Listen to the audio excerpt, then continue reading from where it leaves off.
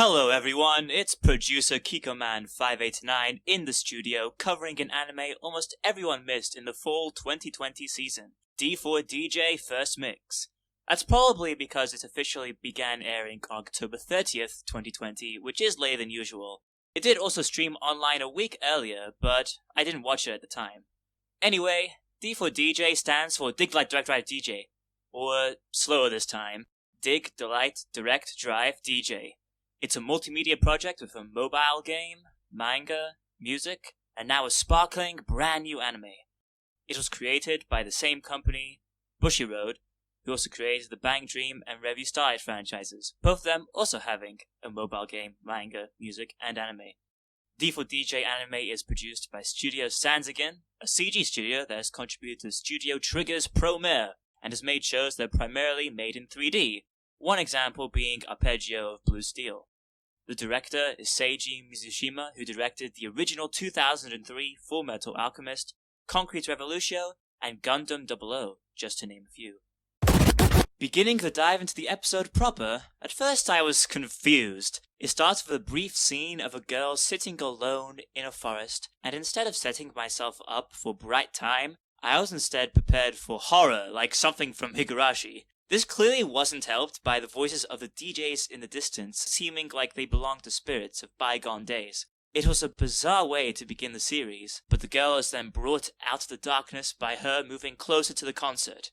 In this concert, they're playing a song called World War Tonight, a 1995 Japanese groove that's apparently a classic. Before watching the episode, I listened to different versions of the song, but I couldn't find English lyrics to it, and as is natural for official subs, there was no translation in the episode either. That means I, unfortunately, might not have been able to grasp the true significance of its playing throughout the entire episode, where it's introduced again after a time skip. This issue would compound if it played multiple times throughout the series, and it's even the ED song.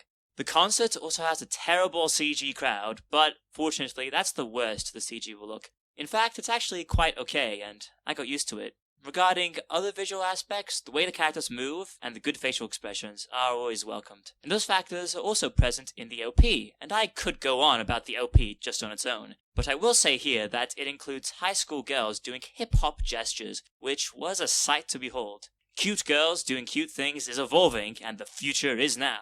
Furthermore, the OP uses poppy colors and stylish imagery like the turning of a record, and the song itself uses the onomatopoeia guru guru, which means to turn round and round. Overall, my eyeballs and eardrums were very pleased. My eardrums are also pleased by the background music composed by Ryouhei Sataka, who also composed for Release the Spyce and Gleipnir. If there's one thing I wanted the most out of the series, it was a jammin' OST, and we got it. After the OP, we transitioned to the main character, Rinku, running in the school she just transferred to. The music builds up, goes into breakbeat, and then blasts Persona vibes. I imagine Persona main character running down the hallway with hands in pockets, and it prepares us for the journey that's about to unfold. The music style, in general, is varied, with both chill and hype beats that get me absolutely vibing. And in the scene I mentioned, Rinka's feet while she's running are emphasized, which reminds me of another series, Love Live. The episode also obviously parallels the Love Live spin-off, Love Live Nijigasaki, airing in the same season.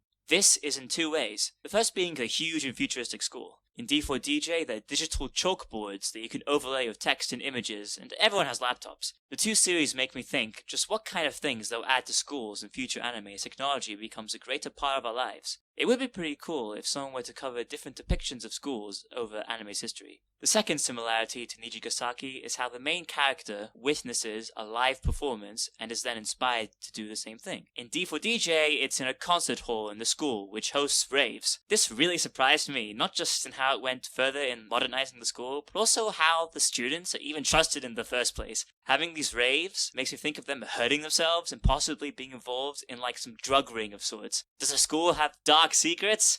Possibly. But besides this performance, we get very little sense of why Rinku wants to be a DJ. Is it just because she saw one performance? However, Rinku does encounter a pink-haired girl who seemingly recognizes her, so maybe there's more to her than meets the eye? Her background is interesting. She used to live abroad on some African island I'd never heard of called Tiotio, spelled T-I-O-T-I-O. I did Google it, and it apparently doesn't even exist, so it might just be an amusing reference to a certain band that blesses the rains down in Africa.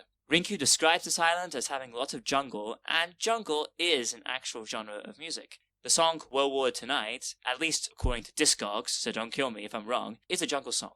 Her name itself, Rinku, is like the word link, and DJs link songs to transition between them. In addition, she says that her mum is an insectologist specializing in dung beetles, and we get a beetle rolling something on the ground to accompany it. The beetle is moving rhythmically, in tune with itself and the actions undertaking. Maybe Rinku's mum was a DJ? We don't know the answer yet, it's just the first episode, or maybe we never will get the answer. And finally, Rinku has a catchphrase, happy around, and she physically spins when she's happy, spreading her joyous tune to the surroundings. The anime does not just have music as a subject matter, but also incorporates musical themes into the non-DJ segments.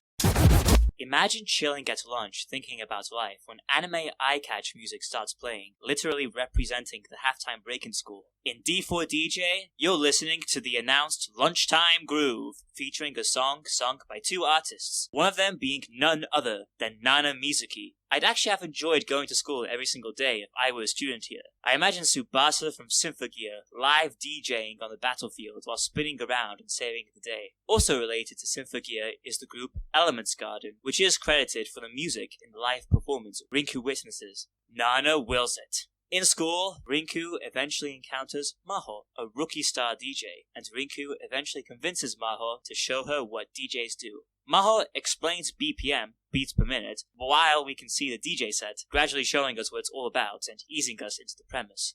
Rinku then makes a suggestion for a transition, and Maho sees that Rinku might have potential. That's when we move to the ED, with Maho dancing to World War Tonight and having a good time, just like I was. She even does a charming little gesture to us at the end. The next episode preview follows with music that slaps, and so the episode concludes, as does this video. I'm definitely continuing D4DJ, and hopefully it keeps being a jam and a vibe. I might not be able to do more of these videos in the near future, since I'm incredibly busy, but don't forget to like and comment on this video, share it around, and subscribe for more content. You can also follow me on Twitter at twitter.com/kikoman589, where you will find a link to my blog, and on Twitch at twitch.tv/kikoman589. See you next time. Check it out!